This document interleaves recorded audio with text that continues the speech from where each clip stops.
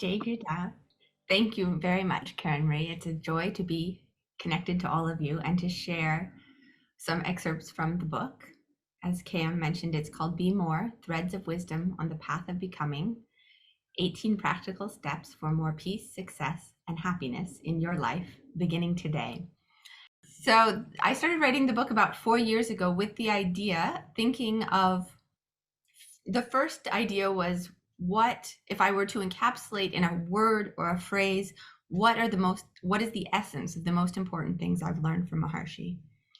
And that was the initial inspiration. And then I started thinking also about what I would tell my younger self. I wish I'd learned through experience sooner, or that the women in New Zealand, many of whom are in their 20s and have beautiful experiences and a great thirst for knowledge.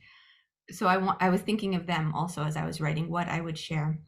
So what came out are 18 threads, which we'll talk about in just a moment, which were the essence of what I learned from Maharshi. And then we started layering it with experiences, my own experiences, both from when I was young in discovering the TM organization and discovering Maharshi's knowledge, and later in program on the Mother Divine program, and stories from the great cultures of the world. I included stories from the Vedic tradition, from many of the great rishis you must be familiar with, Milarepa, Arundhati, Maitreyi, and Yajnavalkya, as well as other world traditions like the Kogis of Colombia, the Aborigines of Australia, and some more modern characters as well.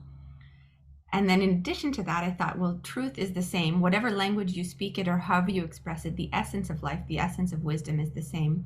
So I looked also for expressions from other wise, enlightened thinkers throughout time. And so the book has many quotes of Rumi and Tagore and the great female rishi Mirabai and Lao Tzu, and even from the different religions of the world, all included there. So the idea was to be sitting with a friend on the couch and say, let's play with this idea or that idea. Let's have fun together thinking about how knowledge can be timely, relevant, and fun. Maharshi's basic message to the world from the very beginning to the very end was that this knowledge is to make everyone happy, to bring fulfillment to everyone personally and to the world as a whole. And so the idea was, in a modern voice, from a young female voice instead of maybe an ancient rishi voice, to share the same wisdom.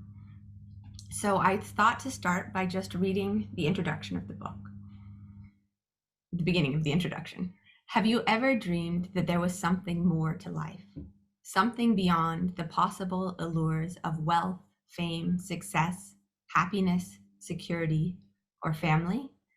Have you ever felt this empty longing inside, like a vacuum of air, wondering, is this it? I seem to have been born with that feeling. I remember the disappointment and sadness when opening the generous gifts on Christmas morning that my upper middle class family had given me. I realized that none of the gifts were permanent joy.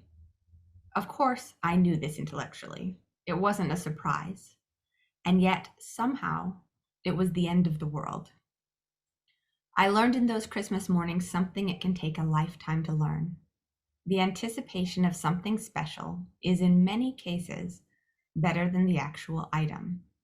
When a gift is wrapped, it can be anything: keys to a new car, keys to the kingdom, or even eternal happiness. But once a gift is open, the sense of all possibilities collapses into one very real and not always charming reality, because gifts are almost invariably stuff. Sometimes it's really useful, beautiful, expensive, or fun stuff, but it's still just stuff. I probably like stuff as much as you do, and yet there was always a part of me wondering, is this it? Isn't there something more to life? Because all stuff, sooner or later, becomes old stuff that is no longer interesting or special. I'm sure you have a list to match mine. My treasured dolls are in a plastic bin in the garage of my childhood home. I sold my beloved horse before leaving for college. The latest and greatest iPhone of 6 years ago is in a bottom drawer with a cracked screen and a grimy case. And so it goes with carpets and furniture, cars and condos, computers and TVs, and even in some cases, relationships. While all of these things may bring us temporary happiness, they do not bring permanent joy. And so, just as some people are born to be football stars or astronauts, business coaches or politicians, I was born asking the question, is this it? And then proceeding to answer my own question with, no, I want more. And then the introduction goes on like that, talking about growing up in Fairfield, Iowa, in a community where everyone practices transcendental meditation, and going to a school called Maharshi's School, where we learned Maharshi's principles, basic principles from a very young age, and later attending a school at Mother Divine called the Ideal Girl School, and how while I was at that school, I had the same old feeling of, is this it? And my principal, who's also now a Rajrajeshri, sent a letter I'd written to Maharshi, and he responded back, even if there's only one is good enough to change the world. And so it was with that intention, the idea that every one of us has the power to transform the world by transforming ourselves, that I put together this book. And it talks about sort of the unfoldment of knowledge and experience and understanding that came after that letter.